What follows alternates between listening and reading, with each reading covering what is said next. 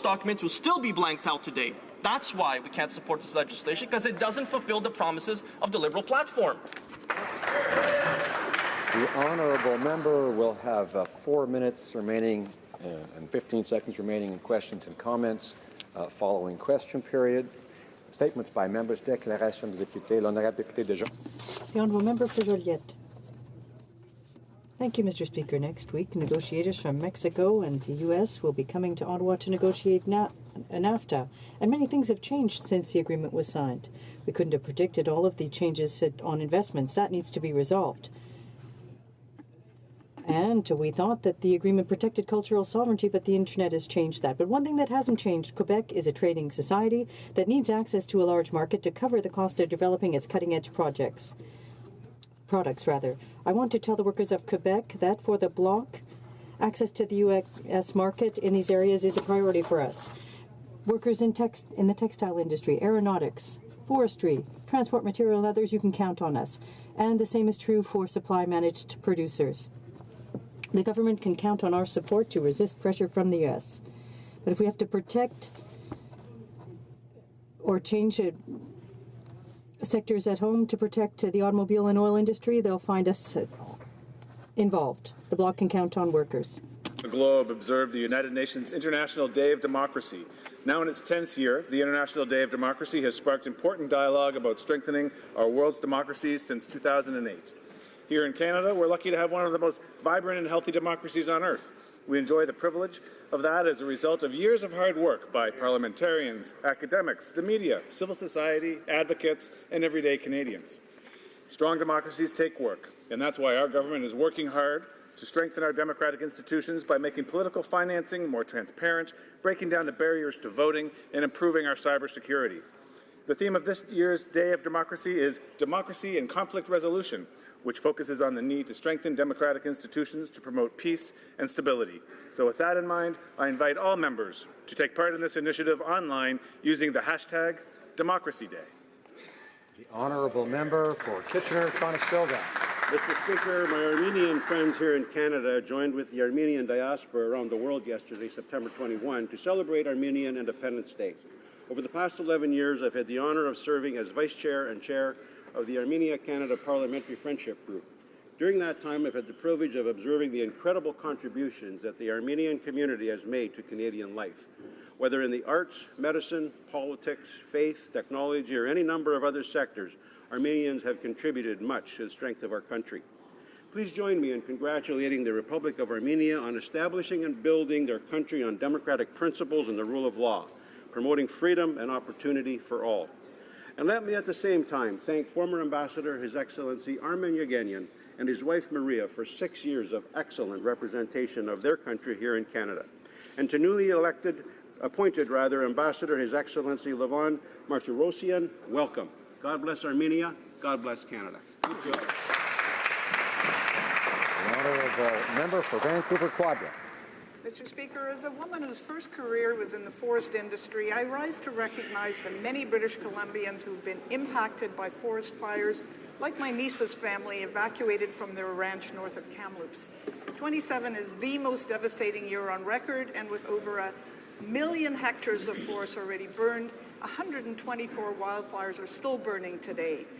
In many areas, the forest harvest, sawmilling, and replanting operations were suspended, backcountry tourism shut down, and local residents breathed smoke for weeks. Business owners, employees, ranchers, livestock, and individual health are all paying a hefty price. I was proud that members of the Cabinet Committee on Federal Recovery Efforts for the BC wildfires toured Prince George and Kamloops to hear from community members directly and pledged increased federal help. Mr. Speaker, and everyone listening to this today, please consider donating to the Canadian Red Cross to help BC's many wildfire victims. The honourable member for Saskatoon West. Mr. Speaker, today marks the beginning of the new Islamic year for Canada's Muslim community and for Muslims across the world. I'm grateful for the many contributions the Muslim community has made in my riding, in my city, and across our country. This year in Saskatoon, the Prairie Muslim Association identified an important need and spearheaded a campaign to bring the first Muslim graveyard to our province. Once completed, it will represent a significant cultural space for Saskatoon's Muslim community. I believe that our country is made stronger when we embrace our diversity and show respect for human rights. On September 9th, the Islamic Association of Saskatchewan organized a rally in our city to draw attention to the horrific violations against the Rohingya people in Myanmar. Over 200 people gathered to advocate for peace and respect. Consistently, I am moved by the actions of those in my community. I wish all Canadian Muslims a healthy and happy and prosperous New Year. Thank you, Mr. Speaker.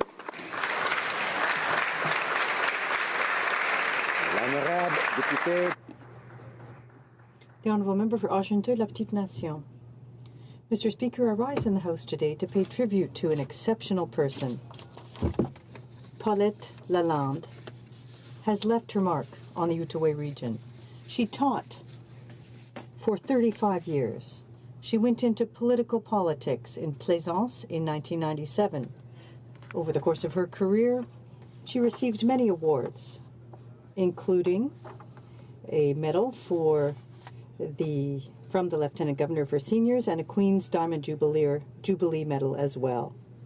Often called the Prime Minister of La Petite Nation, she was Reeve for the RMC of Papineau for 15 years. Known for her strength of character and her straight talk, she was never afraid to take a stand to defend the region's interests. Paulette, you're an example, a model for women in politics. You always acted from the heart, and I wish you an excellent retirement. The member for Central Okanagan, Similkameen, Nicola.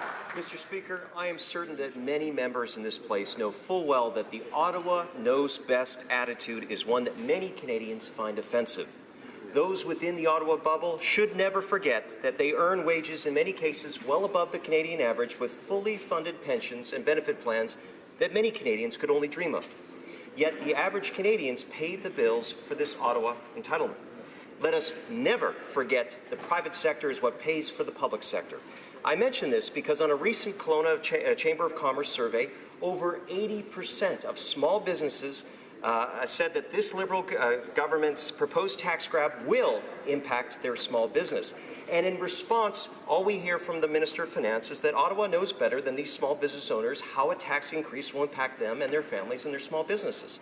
Mr. Speaker, they are not the wealthy Bay Street tycoons that the Finance Minister likes to claim they are. I would urge this Finance Minister to stop using this inaccurate talking point rhetoric, slow down, extend consultation period, so he can actually hear what small business owners are telling him. Thank you. The Honourable Member for Thérèse de Blainville. Mr. Speaker, today I want to highlight the 50th anniversary of Collège Lionel Groux, which is a public institution devoted to college-level teaching and to adult training in Sainte-Thérèse. It's made its mark on the Lower Laurentian region because of its excellent relationship with its partners, as well as the quality of education. Its teaching in theatre is recognized throughout the province. And some of the big names that are from the college include Sophie Desmarais, Simon Bouleris, and Julie Le Breton. I want to underscore the excellent work by the administration at the college. Michel-Louis Beauchamp, Chairman of the Board, Samuel Bergeron. They have an excellent team, very passionate. Happy 50th anniversary. L'honorable député de Sackville, Preston Chesapeake. Mr. Speaker, last week, Peter Stouffer courageously shared his recent prostate cancer diagnosis.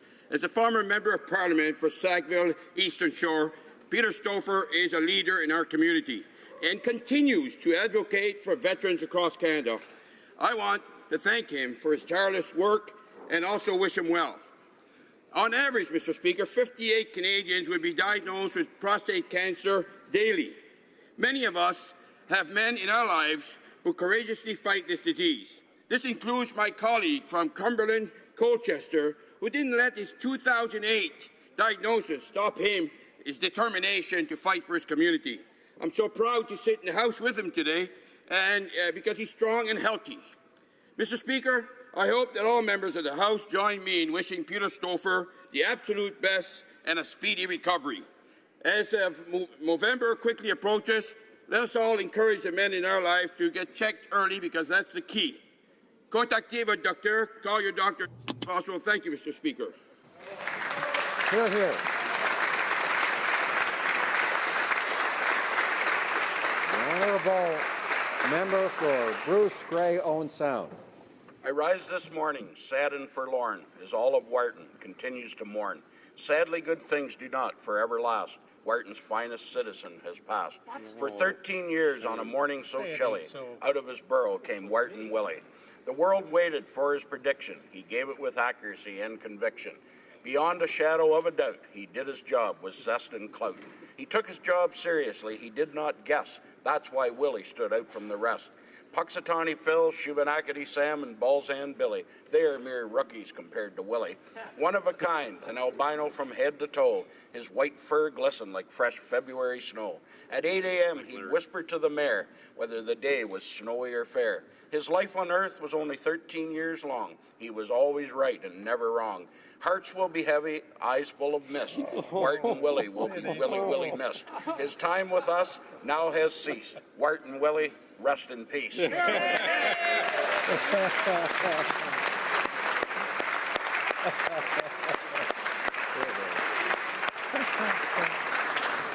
honourable member for Nepean. Thank you, Mr. Speaker. I rise today to recognize an organization in my riding that encourages creativity. The Artists of Stonebridge is a non-profit organization dedicated to increasing awareness, appreciation, and promotion of original art in the communities of Stonebridge, Barhaven, and Nepean. They provide local artists with the opportunity to interact, learn, and form their own art exhibit.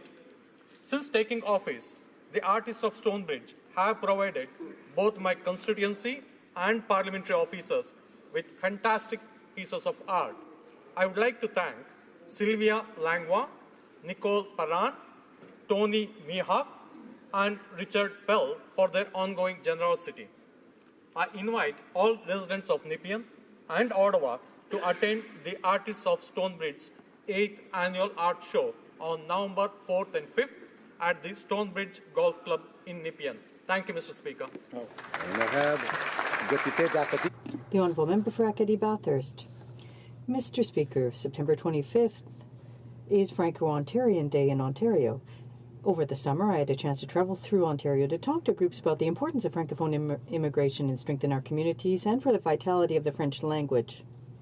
In Toronto, I met with many Francophones who want to work to ensure that all Francophones are well supported and integrated into the local economy. In Sudbury, the community put forth a number of ideas to not just attract and welcome newcomers, but also to keep them in our communities. And in Ottawa, Francophones want the government not just to meet its immigration objectives for Francophone immigration, but to exceed them. And that is exactly what we're going to do. As a member for Acadie Bathurst, which is a primarily Francophone riding in New Brunswick, I appreciated the opportunity to meet with these Francophone communities in Ontario. So, Mr. Speaker, to all Franco-Ontarians, I wish them an excellent Franco-Ontarian Day.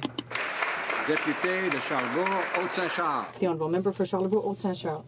Mr. Speaker, I'm happy to rise today in the House to congratulate a man who's devoted his life to working with veterans, who served his country in several missions abroad and who also must now live with the psychological side effects of his missions.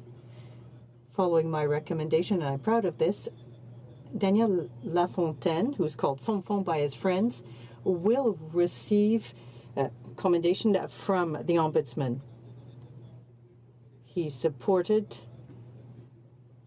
has done work to do a great deal of work, and this will happen this happened in Quebec City. I'd like to thank Fonfon for his dedication and for all that you are doing to help your brothers and sisters in arms. You're an example to us all.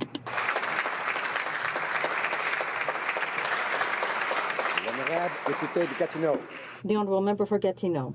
Thank you, Mr. Speaker. Last week, I attended the 10th anniversary celebration of Moisson Outaouais, Harvest Outaouais, which is an essential organization in our region. we had a draw, Loto Moisson, which is the largest fundraising campaign for the organization.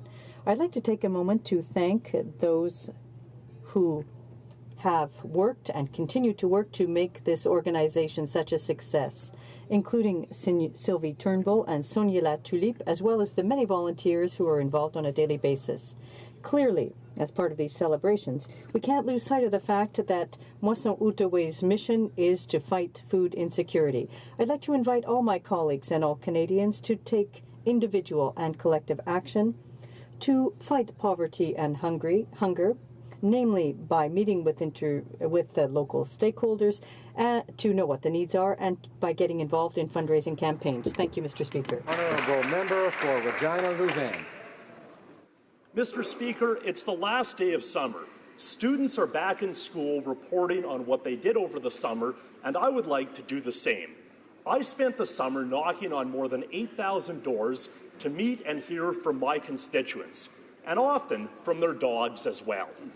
As part of this canvassing, we invited residents to free community barbecues in Albert Park, Harbour Landing, Lakeview, Rosemont, and Walsh Acres, where my staff served more than 3,000 hamburgers and hot dogs. But the people of Regina Louvain are also hungry for policy. On the doorsteps and at events, more than 4,000 residents eagerly signed our petition calling on the federal government to use its regulatory power over telecommunications to help keep SaskTel public. I look forward to representing my constituents on that and other issues as Parliament resumes.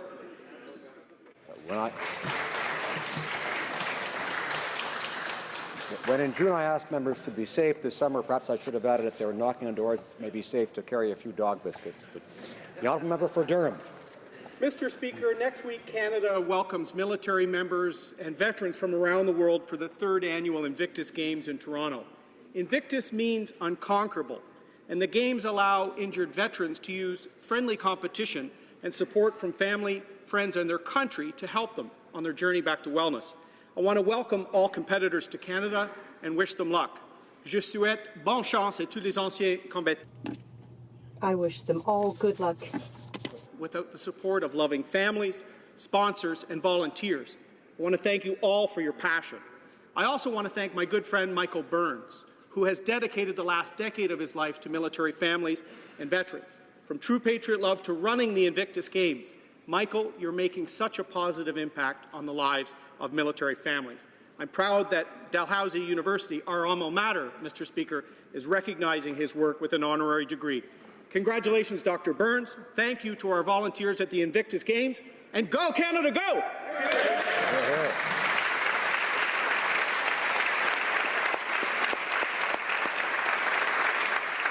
Honourable member for Winnipeg North. Yes, thank you. Mr. Speaker, today marks 20 years that Hugo Dompierre has been in the House Leader's office. He has served 8 House Leaders with distinction and has survived 10 House Leader shuffles.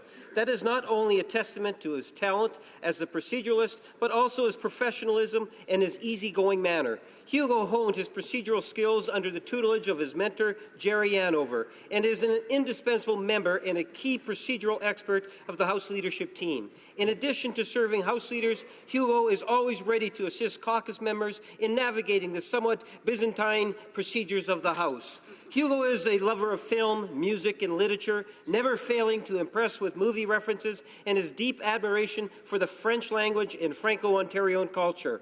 As an excellent drummer in his own right, he always has a handle on the beat of this place. Keeping him grounded are his lovely wife, Nancy, and his 2 beautiful sons, Antoine and Justin. On behalf of the Liberal caucus, and I expect on behalf of the whole House, I wish to Hugo a very happy 20th anniversary. We love you, Hugo.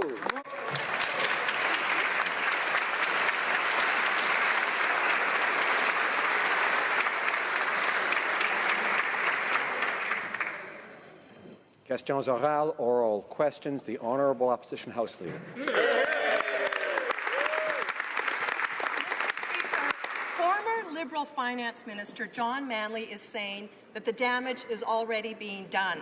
Manley says business owners are moving assets outside of Canada to avoid these Liberal tax hikes. His words, You won't know about it because they're not going to buy ads or report it. They'll just go.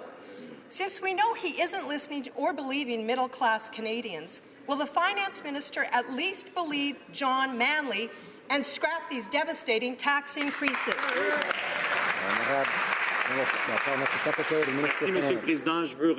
Thank you, Mr. Speaker. I want to thank the member for her question.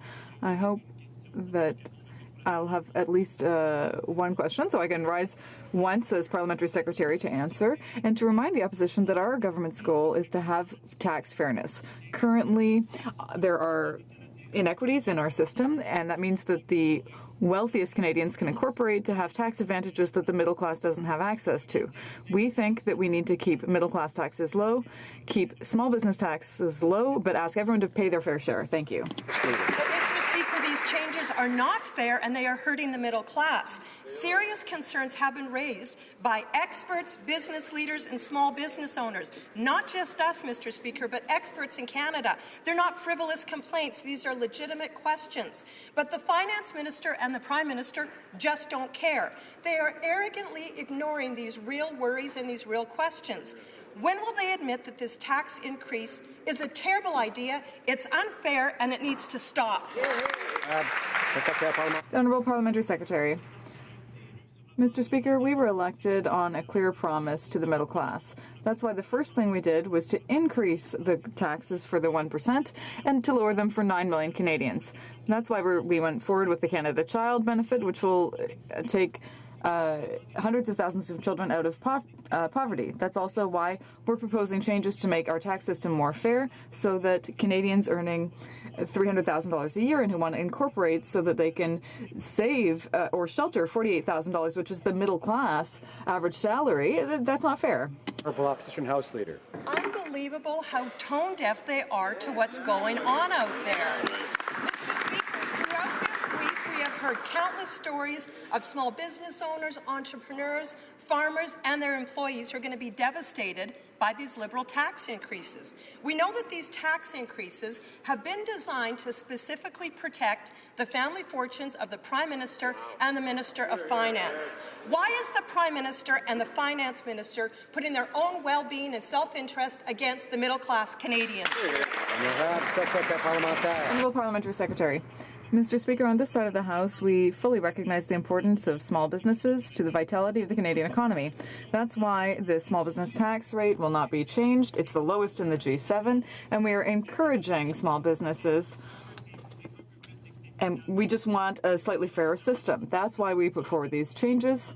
We are currently consulting and listening to Canadians to make sure that we do things right. We don't want to attack small businesses or the middle class. Our only goal is tax fairness. The Honourable Member for Mégantic-L'Érable. Mr. Speaker, Canadians who own small businesses and their employees are concerned because the Liberal government is describing them as rich, spoiled citizens using their businesses to avoid paying tax. All week, the Finance Minister has tried to demonize these hard-working men and women by implying that they are tax cheats. Mr. Speaker, it was small businesses in Canada that allowed our country to emerge relatively unscathed from the last economic crisis. Why is the Finance Minister punishing them for doing the same thing that the Prime Minister himself did to protect his family fortune when he didn't even create any jobs? That is not fair. The Honourable Parliamentary Secretary, thank you. The fact is that the current system has inequalities built into it that needs to be addressed, and we want to address it. That's why we've put forward these proposals. That's why we're listening to Canadians. We want to do things right. We think that it was legal in the past, but it's not necessarily fair that someone earning $300,000 a year can incorporate and save $48,000 a year, which is the equivalent of the average middle-class salary in Canada. We think we can do better, and we can have a fair system for all Canadians. The Honourable Member for Mégantic-L'Érable. 95% of small businesses think that this reform will harm them, Mr. Speaker. In Saskatoon, several dozen people took to the streets to protest a reform that will threaten their businesses, their farms, their practices, their retirement, and their succession plans. Here's what one of them said. This takeover, it almost feels like we're under attack. Mr. Speaker, how is it fair to protect the personal fortunes of the Minister of Finance and the Prime Minister while making small businesses pay much more tax? The Honourable Parliamentary Secretary. Mr. Speaker, we will always stand behind our farmers and our small businesses. That is why we're keeping the tax rate at the lowest in the G7, because we recognize the importance of small businesses for the Canadian economy. All we want is to have a proposal that will create a fairer system. We want everyone to pay their fair share while maintaining the small business tax rate very low and keeping middle-class taxes low. That's our goal. We will continue to consult to make sure that we do things right. Honourable Member for Belleuil-Chambly. Mr. Speaker, not only have employees of the public service had to deal with the failures of the Phoenix pay system, but now public servants are facing privacy breaches because of the same shortcomings in the same system. Commissioner Terrien found at least 11 cases of privacy breaches, notably leaks of names, employee numbers, and even salaries. Enough is enough, Mr. Speaker. The Liberals have bungled this file from the beginning to the end. When will they finally deal with the system, the fiasco? Honourable Minister of Public Services. Merci, Monsieur le Président. Thank you, Mr. Speaker, and thank you for the question. Our government takes the protection of privacy and personal information seriously. When someone is affected by an incident, we follow a systematic procedure to immediately close the breach and to correct the situation. For example, we send a message to the commissioner and to the affected employee. This procedure was set up following the privacy breaches related to Phoenix, and we have set up recommendations to avoid similar things from occurring in the future. Mr. Speaker, the Liberals seem to think throwing money at the problem is going to fix it. Well, so far, it isn't working. Not only has the Privacy Commissioner found 11 cases where employee names and salaries have been leaked, we also learned this week that the cost to fix Phoenix has now tripled, and it still isn't fixed. The NDP has repeatedly demanded that the government fix the issue, and there is no end in sight. Does the government actually have a plan, or just a box of Band-Aids? Honourable Minister of Public Services. Thank you, Mr. Speaker, and I thank my honourable colleague for her question. It is unacceptable that hardworking public servants are not paid the money they're owed, and resolving this is definitely a priority for our government. Mr. Speaker, we have taken a number of steps towards resolving this issue, including investing $142 million to recruit, hire, and train more employees, initiating emergency pay advances, implementing technological solutions, improving businesses processes, taking a whole-of-government approach by creating a working group for ministers. Make no mistake, this will be fixed, and we will leave no stone unturned. Thank you. Honourable Member for Essex. Tomorrow, the third round of NAFTA renegotiations start in Ottawa. Just this week, a NECOS poll found that 76% of Canadians said that we shouldn't accept a bad deal if negotiations result in worse conditions for Canadians and our environment. And 80% said NAFTA clauses that leave our water vulnerable to export and privatization should be removed. We agree. Bulk exports of our water resources do not serve the public interest. Will the Liberals stand up for Canadians and protect our water? The Honourable Parliamentary Secretary for Canada-U.S. Relations. Thank you, Mr. Speaker. In brief, yes, we will. We welcome the modernization of NAFTA in support of our middle class. Our overarching objectives are clear: protect NAFTA's record of job creation, growth, and, of course, to introduce contemporary, progressive policies. By the way, the Americans and the Mexicans both support this idea. Vis-à-vis the water, absolutely, and we will uphold the elements of NAFTA that are key to our national interest, both now and in the future. Thank you, Mr. Speaker. The Honourable Member for Belleuil-Chambly. Mr. Speaker, we want to protect NAFTA's record, but that also means that Canada is the most frequently sued country under NAFTA investor-state relations provisions. A private company can sue Canada simply because our environmental, health, or safety regulations might not suit them. The Liberals are insisting on keeping these provisions at our expense. So can the minister tell us how this type of provision favors democracy, the protection of people, and the protection of the environment? Honourable Parliamentary Secretary. Mr. Speaker, NAFTA has created jobs for the middle class and economic growth. Our three countries are determined to modernize NAFTA, and to that end, we are looking at Chapter 11 and the related provisions, and that's being done as I speak. We will continue to make NAFTA better for Canada. Member for Chilliwack Hope. Well, Mr. Speaker, Chris Neal is a chartered accountant employing 5 people in St. John. He fears the Liberals' proposed tax plans could hurt his small business and has called the Liberal rhetoric on this highly insulting. Chris is not alone. Over 50 small businesses in New Brunswick have joined a coalition opposed to the Liberal tax plan. Supporters of the coalition include the Liberal MPs for St. John Rothsay and Acadie Bathurst.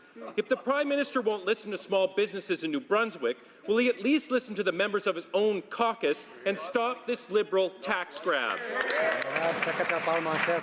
The Honourable Parliamentary Secretary. Mr. Speaker, as I said, we will always stand behind our small and medium-sized businesses. That's why we're keeping their tax rate the lowest in the G7 so that we can encourage them to continue creating economic growth in Canada. We know how important they are. But there are inequalities built into our current tax system that allow certain of the wealthiest Canadians to use incorporation to have access to tax advantages that most Canadians of the middle class do not have access to. That's what we want to solve, and that's why we've put forward this consultation and these proposals. We're listening to Canadians so we can do things right. Well, Mr. Speaker, when they stand behind those small businesses, they put a knife in their back. In Newfoundland and Labrador, Dorothy Keating, chair of the St. John's Board of Trade, said her members were extremely disappointed after meeting with the finance minister. She likened the Liberal tax plan to building a leaky boat and promising to fix it only after putting it in the water. Will it take a full mutiny of his own caucus for the Prime Minister to realize his plans to raise taxes on small business just won't float? The Honourable Parliamentary Secretary. What the Honourable colleague mentioned is not only fallacious, because we're not increasing the tax rate for small businesses. They're going to stay the lowest in the G7. We're helping our small businesses. But what we want to solve, Mr. Speaker, is simply to target tax inequalities. That's what we're targeting, and that's why we've put forward proposals, and we're consulting so that we'll do things right. Order. The Honourable Member for Pont-Neuf-Jacques-Cartier. Thank you, Mr. Speaker. The Minister keeps saying that the tax reforms will target the wealthiest. Plumbers, restaurant owners, florists, well, for Liberals, apparently these are millionaires. What planet do they live on? Guy from Pont-Neuf-Jacques-Cartier, who does business abroad, texted me to say that with the Liberals' tax reform, he would be transferring his operations abroad, leaving 24 middle-class families without jobs. The collateral damage to the middle class will be significant, Mr. Speaker. Will this government respect small businesses owners who create jobs?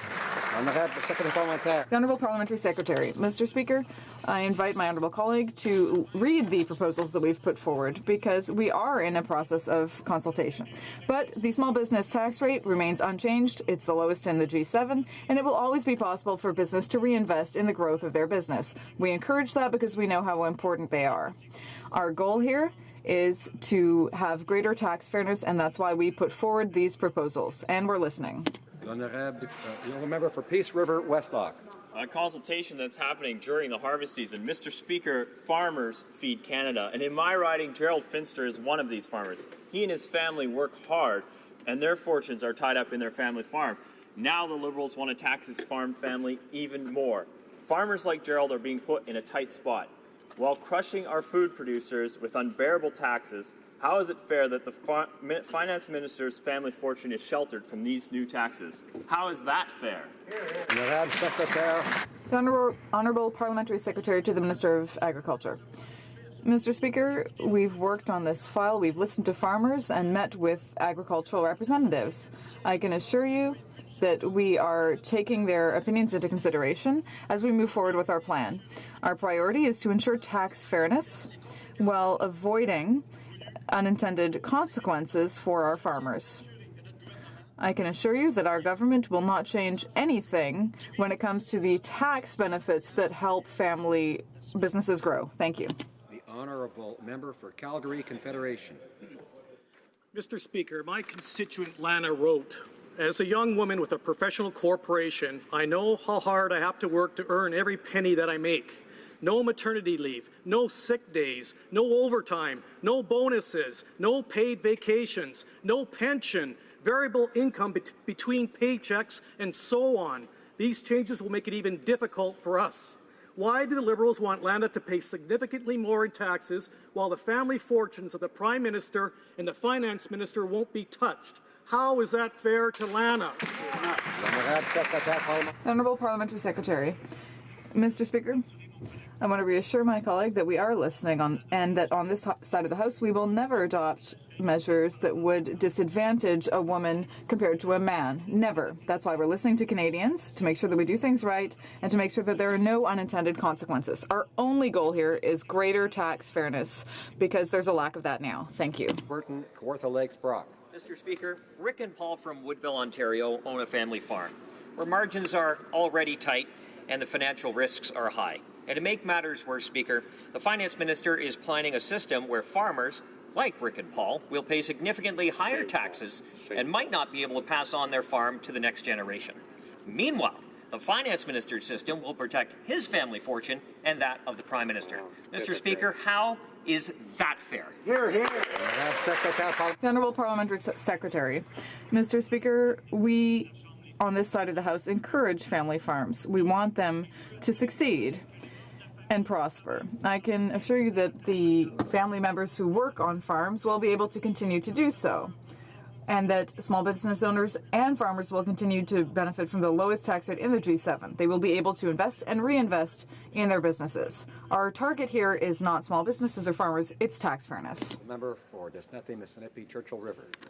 Over the summer, I met with families across Saskatchewan that raised concerns with how the inquiry into missing and murdered Indigenous women is offloading some responsibility onto community-based organizations. With cuts to the STC, it is almost impossible for families to reach the inquiry's registration, community meetings, and the hearing. If a nation-to-nation relationship with Indigenous people is the most important relationship to this Prime Minister, why isn't he removing all barriers to ensure the inquiry's success? Honourable Parliamentary Secretary to the Minister of Indigenous Services. Thank you, Mr. Speaker, and I thank my colleague for a question. Yesterday, we had the opportunity to meet with the commissioners from the Missing and Murdered Indigenous Inquiry in Canada and to hear firsthand from the commissioners about the work that they're doing. Our government has launched a truly national and independent inquiry, and at the heart of that inquiry are the families that have been affected and those that have been victimized through the process. The inquiry have told us, the commissioners have told us that they have a plan, that they are dedicated to learning and adapting as the inquiry progresses and finding the solutions to address the families' needs. Honourable Member for Abitibi Bay James Nunavik. And yet, the Commissioner Buller said that she would be happy to exchange ideas with the government if they had only asked. She would have been happy to talk about eliminating obstacles to this inquiry. How is it possible that this government never asked how they could help eliminate barriers to guarantee the success of this inquiry? That's what we all want, Mr. Speaker. When will this government stop with the empty rhetoric and do everything possible to remove these barriers and to ensure the success of the inquiry? Secretary for Crown Indigenous Affairs. Thank you, Mr. Speaker, and I thank my colleague for his question.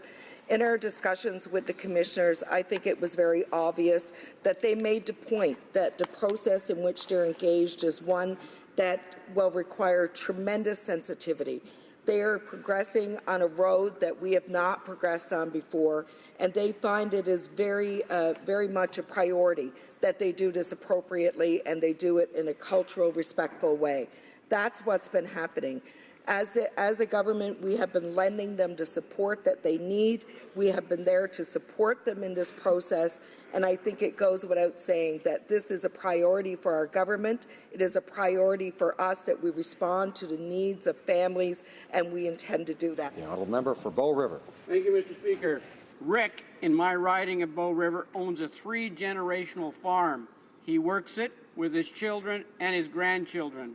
The Finance Minister has designed a system by which Rick will pay a significantly higher taxes, putting his family's livelihood at risk. Meanwhile, the family fortune of the Prime Minister and the Finance Minister's family businesses won't be touched. That's not fair. How is that really fair? The Honourable Parliamentary Secretary. Mr. Speaker, I want to reassure my colleague that on this side of the House, we will always stand with farmers. We are listening to ensure that there aren't any unintended consequences.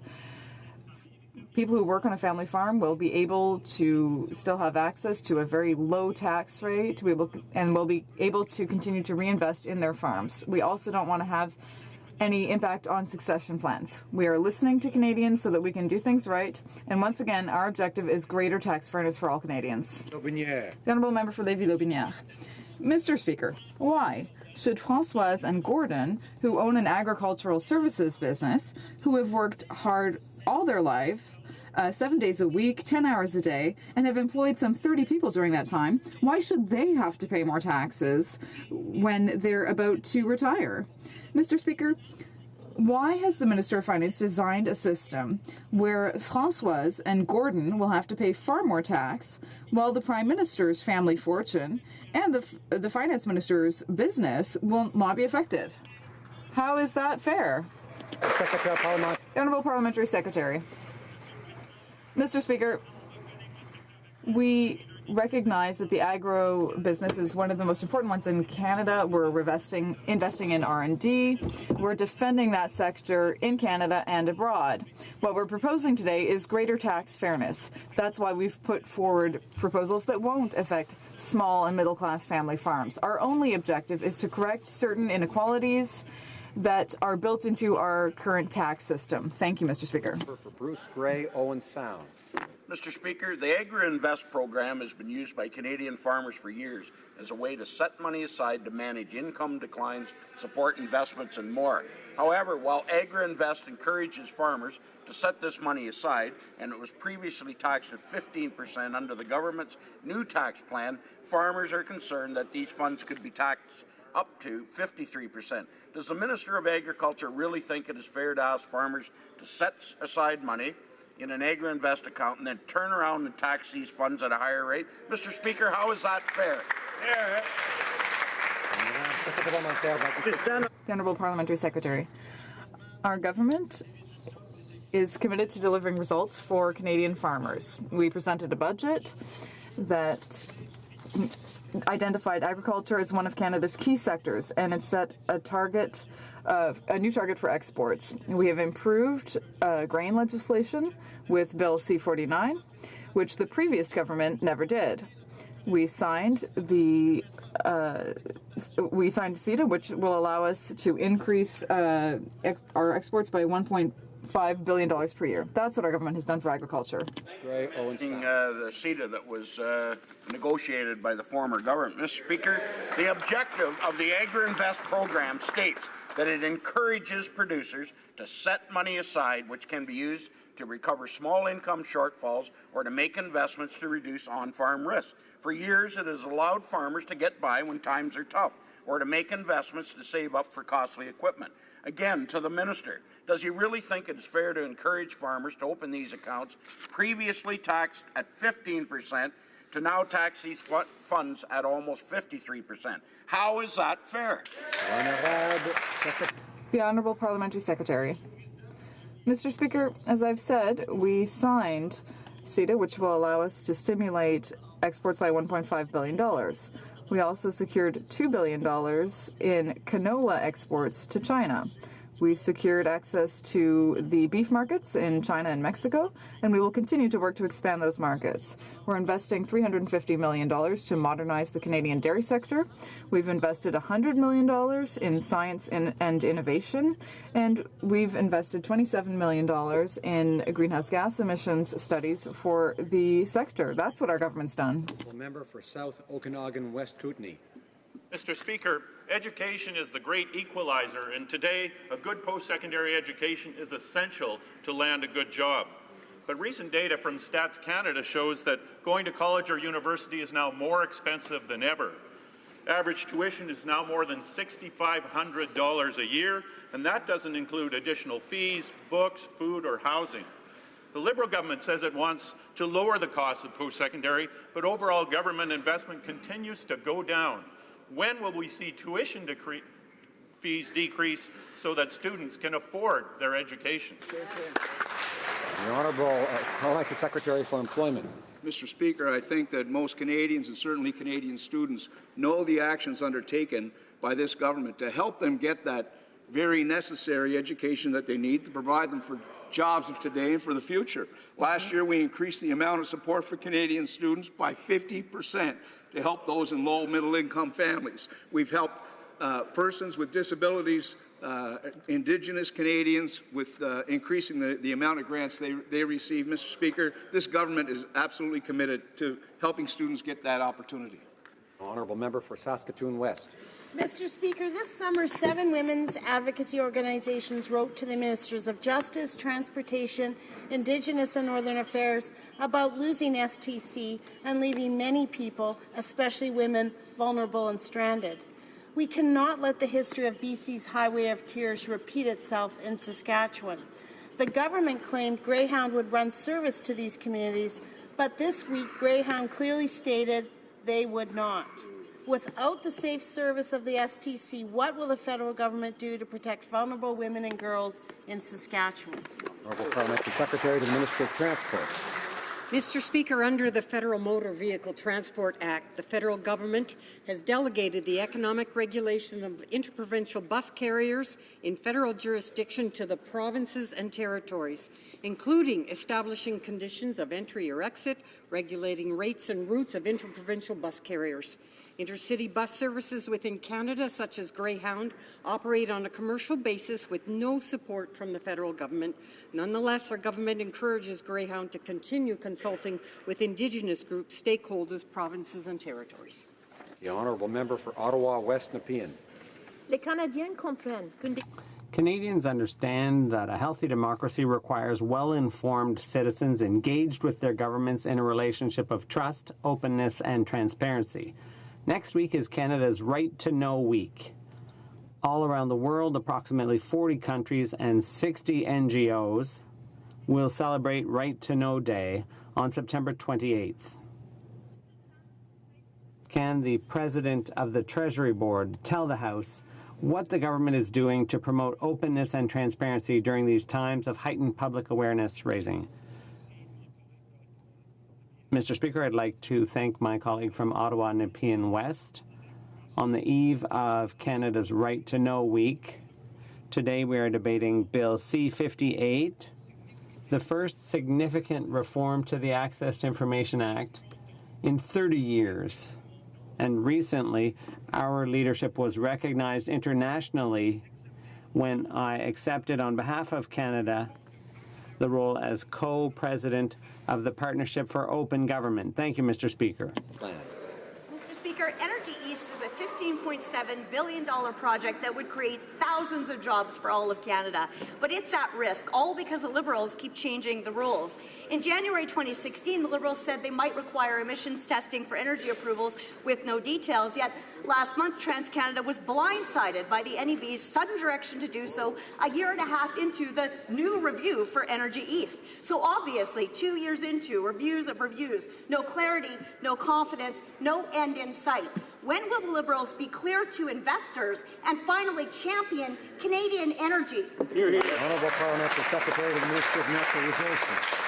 Thank you, Mr. Speaker. We believe in a competitive and sustainable energy sector, and the good projects must go ahead with the full confidence of Canadians. That is why we have approved pipelines and energy infrastructure projects that create tens of thousands of jobs, while at the same time protecting our oceans, pricing carbon pollution, and working in partnership with our Indigenous peoples. TransCanada's request is a business decision.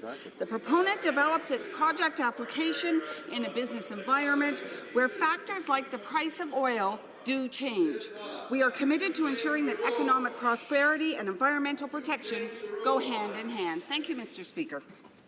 The honourable member for Lakeland. Mr. Speaker, energy is Canada's second biggest export, with global oil demand increasing to 121 million barrels a day by 2040. New energy infrastructure is crucial for Canada. But the Liberal chaos, not prices, is putting projects like Energy East at risk. Meanwhile, the U.S. is removing red tape, ramping up exports, and rapidly pursuing their energy independence. The Liberal delays, uncertainty, and anti-energy agenda are threatening Canada's position as a global leader? When will the Liberals reduce red tape, kill barriers, and finally show the world that Canada is open for business? Honourable Parliamentary Secretary. Thank you, Mr. Speaker. And I'm pleased to once again remind the House that we've been able to do what the Harper Conservatives couldn't get done in a decade.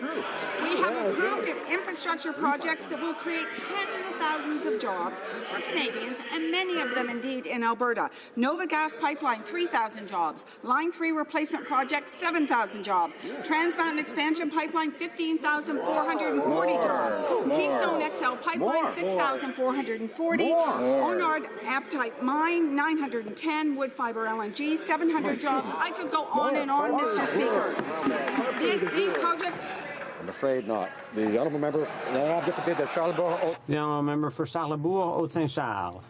Mr. Speaker, yesterday the minister said the marijuana file has been debated for 2 years, but the bill was only introduced in the spring.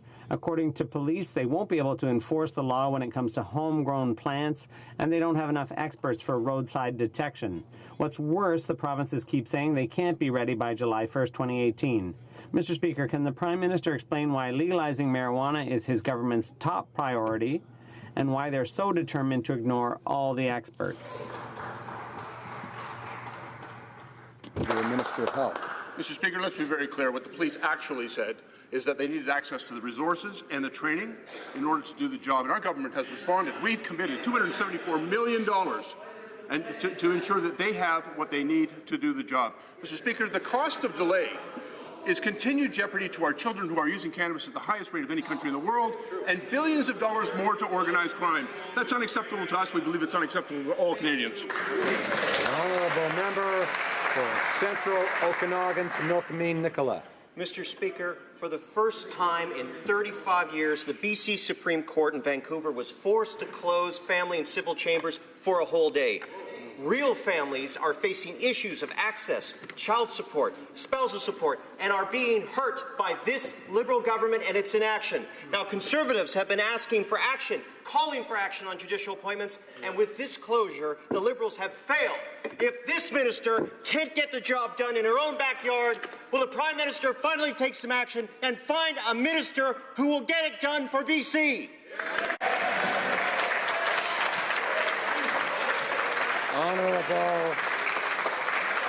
Honourable Minister of Justice. Order. Well, thank you, Mr. Speaker. I am pleased with the open and transparent judicial appointment process that our government is continuing to proceed with respect to judicial appointments. I have had the opportunity to appoint 109 Superior Court justices across the country, including 22 deputy judges in the north. I am going to continue to appoint judges to fill the vacancies across the country, vacancies that are filled by a diversity of Canadians that reflect the best that we have to offer. I am going to continue to fill the vacancies in British Columbia and in other jurisdictions. The honourable member for Salaberry-sur-Roi. Mr. Speaker, after being criticized by the UPA, the Quebec Federation of Dairy Producers, and Quebec's Agriculture Minister for underfunding his aid package for dairy producers, the Minister of International Trade had the nerve to claim that the program wrapped up after only 1 week because it was a success. Producers in my riding and all over Quebec are flabbergasted by this response. The program was shut down because of insufficient funds. Is the minister listening when dairy producers say the program isn't enough? The Honourable Parliamentary Secretary. Mr. Speaker, our government is fully supporting supply management, dairy producers, their families, and the entire dairy industry. We are the party that fought to defend supply management. We will continue to. The agreement, the trade deal with Europe, will be beneficial to Canada, bringing in over $1.5 billion a year in trade. I'm proud of everything we've done to help dairy farmers and processors to modernize their facilities and to be more competitive. Thank you, Mr. Speaker. The honourable member for Longueuil-Saint-Hubert. Mr. Speaker, this weekend most people will be enjoying the nice weather except for those who live near the Saint-Hubert flying school because of the constant buzz of small planes. Despite the desperate pleas of those affected and my repeated requests to the Minister, Transport Canada refuses to enforce the flight restrictions the parties had duly agreed to. Transport Canada has been completely absent, and worse still, after 3 months of stonewalling, the Minister has the nerve to say they never got an official request to limit the hours of flights. Is the Minister okay with that? Could he undertake to pitch in and see to it that this problem doesn't come back next year? The Honourable Parliamentary Secretary, the Minister of Transport. Mr. Speaker, our government is cooperating with Canadians so that airports under federal jurisdiction are managed safely and in the public interest, thanks to regulations the Minister has recently made that are already in force. Canadians can now express their concerns so that decisions can be made about building airfields or modifying their use. The Honourable Member for Bellechasse-les-Échemins-Lévis. Person, we need to help move our yardsticks. Mr. Speaker, this is what our Canadian Forces first wrote to retired Master Warrant Officer Barry Westholm for a position to assist the troubled Joint Personnel Support Units. But that was the response before this veteran wrote to the Prime Minister himself to expose the failure to our most wounded soldiers. He was then turned down. Will the Minister confirm that veteran Westholm was scanned because he was critical of this Liberal government inaction?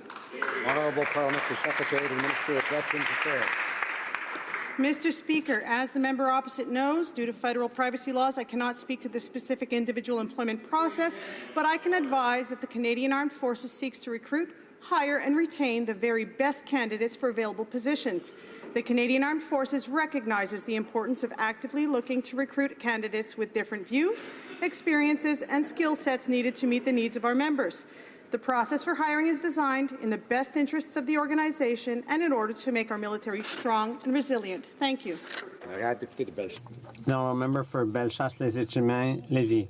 Mr. Speaker, retired Officer Barry Westholm was a volunteer helping his wounded comrades. The Canadian Forces initially opened the door to him, but when he was critical of the Prime Minister in writing over the shortcomings of the system, the door was slammed in his face. Whether it's Mefloquin or our badly wounded soldiers, the Liberals are sticking their heads in the sand and denying reality. Why the cover-up? Why shoot the messengers?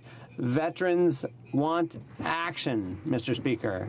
The Honourable Parliamentary Secretary.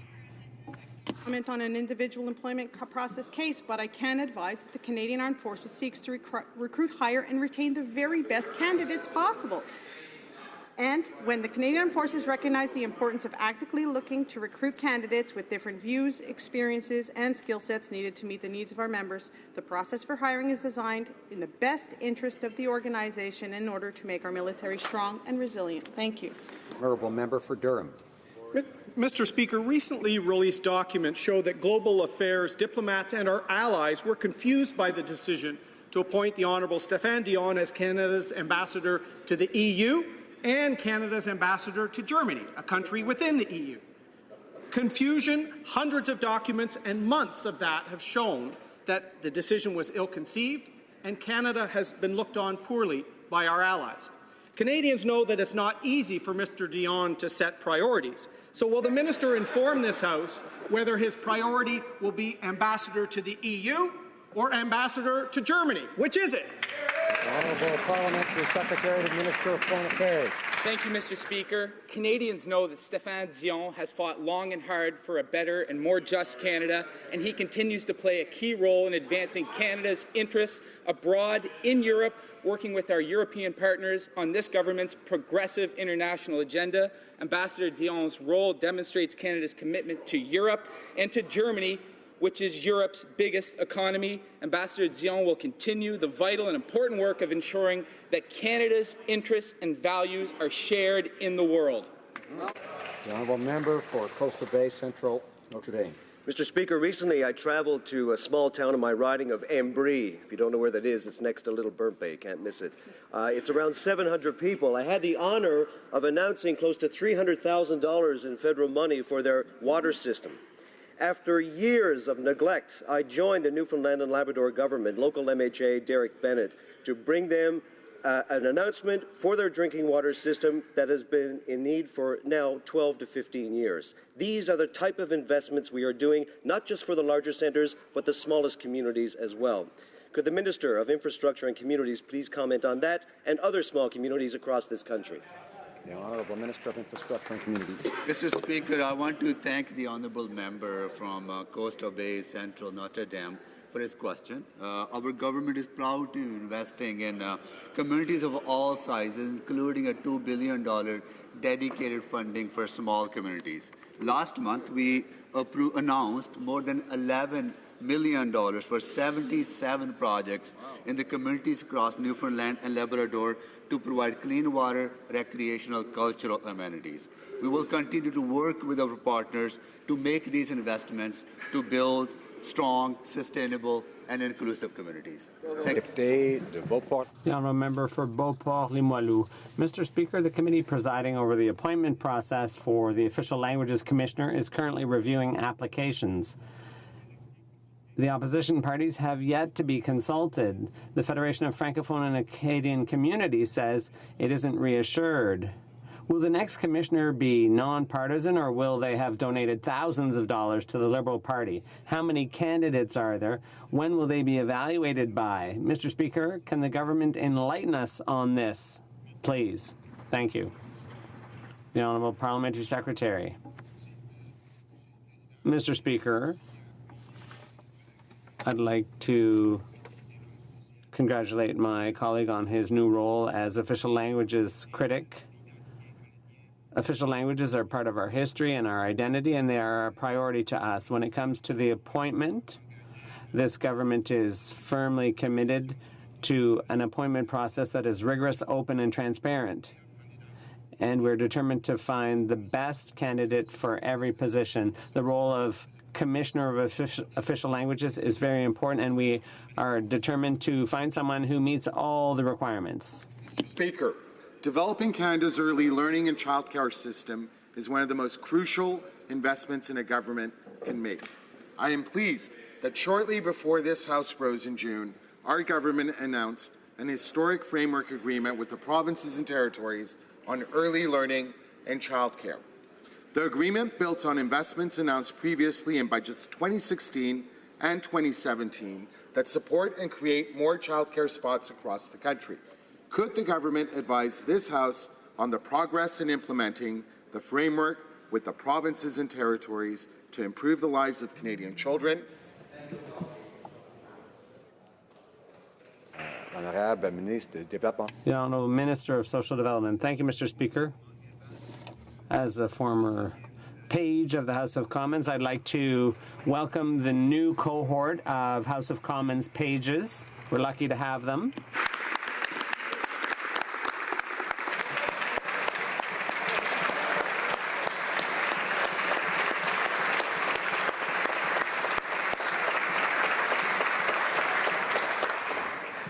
Thank you also to the member for Willowdale for his hard work on behalf of his constituents.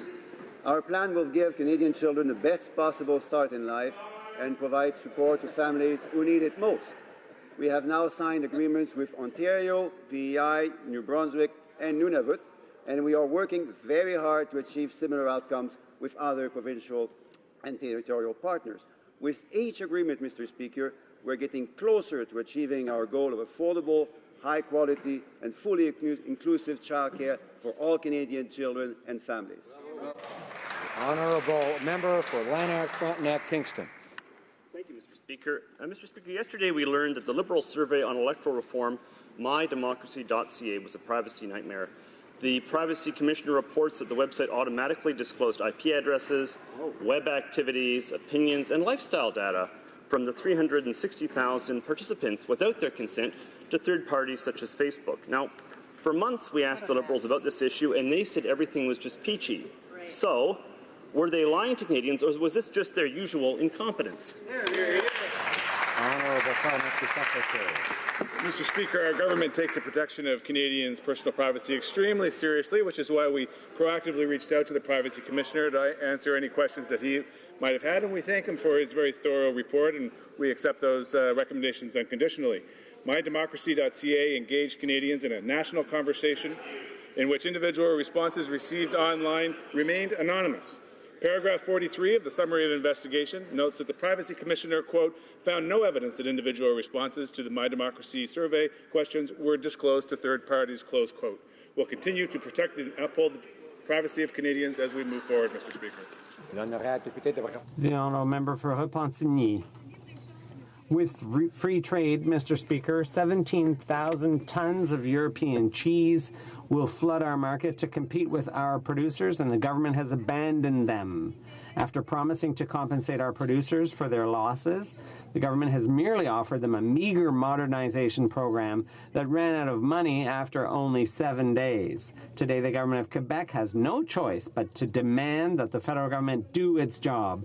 Will the government commit to enhancing the program for dairy producers to meet the demand as per the government of Quebec's demands? The Honourable Parliamentary Secretary to the Minister of Agriculture. Mr. Speaker, Agriculture and Agri-Food Canada began accepting applications under the program on August 22nd, 2017. The industry has welcomed this program. The reaction has been so positive that the program stopped receiving applications 1 week later because funding for the first phase had already been spent. In the months to come, the government will announce the date when applications can be received for the second phase of the program. Thank you, Mr. Speaker. The honourable member for Repentigny. The Heritage Minister, as you know, is due to announce the new Canadian cultural policy next Thursday, and everything suggests that it will run counter to Quebec's needs. If Ottawa doesn't want to tax Netflix, Quebec will do it itself. European countries and Quebec want to play their full role in the new digital environment and protect their culture, authors, and artists. For its part, Canada is leaving it up to the free market, which will do nothing to protect Quebec culture. So if the minister is opposing the protection and promotion of Quebec culture, then what exactly is her role? The Honourable Parliamentary Secretary to the Heritage Minister. Thank you, Mr. Speaker. What we want to do fundamentally is ensure that our artists have the support they need, and that is what our government is doing. We have reinvested $22 million in telefilm, $13.5 million in the National Film Board, also millions for the Canada Council. These are concrete steps that have been taken to support our creators instead of imposing a new tax on the middle class. The honourable member for Joliette. Thank you, Mr. Speaker. Quebec is calling on the infrastructure minister to do his job. His job is to take our taxes for our roads, schools, and hospitals and give them to Quebec so that they can build our roads, schools, and hospitals. It's not to set conditions and slow everything down. It's not to create an infrastructure bank. The minister's job is to do the least possible harm to us. Is he able to do that? The Honourable Minister of Infrastructure. Mr. Speaker, we were very proud that yesterday all the provincial and territorial ministers came together to talk about our historic investments we are making in infrastructure. In the case of Quebec, we have approved 424 projects with a combined investment, with a federal investment of $1.6 billion. Wow. And we are approving $1.28 billion for REM project in Montreal, our top priority for the government of Quebec and the city of Montreal. We will continue to work in partnership with the province to deliver the commitment we have made. Thank you, Mr. Speaker. Amazing. Honourable member for Nunavut. Thank you, Mr. Speaker. My question is for the Minister of Crown, Indigenous Relations and Northern Affairs. Since last fall, I have visited 23 of Nunavut's 25 communities and had the opportunity to talk to many of my constituents face to face. What I heard unanimously were concerns about the Nutrition North program. Since the release of the What We Heard report 5 months ago, people in my riding have been patiently waiting for the changes recommended in the report.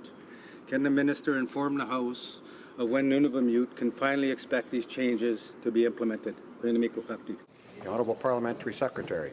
Thank you, Mr. Speaker, and I thank my colleague from Nunavut for that question, and I know that he agrees with us that the program for Northerners and the struggles that they have in trying to feed their families are completely unacceptable. That's why our government has expanded the program to include 37 other communities. We've also invested $65 million a year over the next 5 years, but most importantly, we know that the previous program failed Northerners. We intend to get it right this time, and we're hoping that we'll be able to launch the new initiatives under Nutrition North that are culturally sensitive to the people who need the program. This will conclude question period for today. Tabling of documents.